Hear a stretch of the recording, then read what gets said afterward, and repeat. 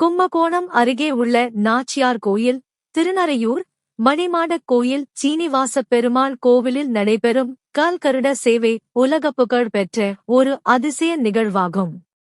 இந்த வைபவம் ஆண்டுக்கு 2 முறை மார்கழி மற்றும் பங்குனி மாதங்களில் நடைபெறுகிறது. இதன் சிறப்பம்சங்கள் இதோ. 1. எடையின் அதிசயம். இந்த நிகழ்வின் மகுடமே கால்கருடனின் எடை கூடிக்கொண்டே செல்வதுதான். ஆரம்பம் மூல்ஸ்தானத்திலிருந்து கருடனை வெளியே எடுக்கும்போது வெறும் 4 பேர் மட்டுமே தூக்கி வருவார்கள். அதிகரிப்பு சன்னதியிலிருந்து பிரகாரம் வழியாக வெளியே வரவர கருடனின் எடை பல மடங்கு கூடும்.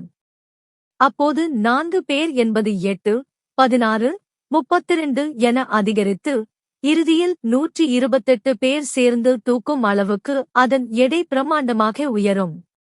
சேவை முடிந்து மீண்டும் சன்னதிக்கு திரும்பும்போது எடை படிப்படியாக குறைந்து இறுதியில் மீண்டும் 4 பேர் மட்டுமே சுமந்து செல்வார்கள். 2. வியர்வை துளிகள். கால்கருடனைச் சுமந்து வரும்போது அந்த சிலையிலிருந்து வியர்வை துளிகள் சிந்துவதை இன்றும் பக்தர்கள் தரிசிக்கிறார்கள். இது அறிவியலுக்கு அப்பாற்பட்ட ஒரு ஆன்மீக நிகழ்வாக கருதப்படுகிறது. 3. வாகன வரிசை.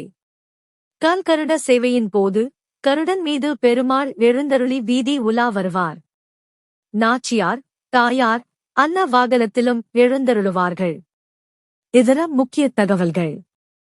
நாச்சியார் கோயில் கும்பகோணத்திலிருந்து சுமார் 10 கிலோமீட்டர். சிறப்பு 108 திவ்ய தேசங்களில் ஒன்று. இந்த கோயிலில் தாயாருக்குத்தான் முதல் மரியாதை என்பதால் பெருமாள் எப்போதுமே தாயாருக்கு ஒரு அடி பின்வாங்கியே காட்சியளிப்பார்.